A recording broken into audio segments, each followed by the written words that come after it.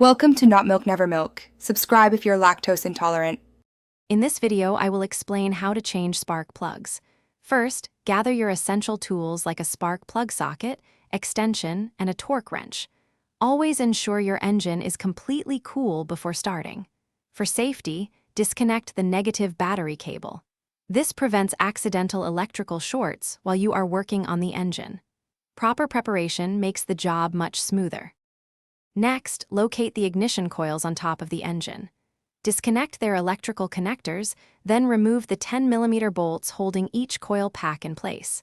Carefully pull each ignition coil straight up and out. Now, using your spark plug socket and extension, reach down into the cylinder head. Loosen each spark plug counterclockwise and remove them one by one. Before installing new spark plugs, apply a small amount of anti-seize compound to the threads.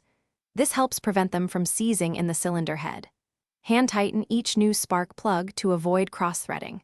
Then, use your torque wrench to tighten them to the manufacturer's specification, typically around 13 foot-pounds.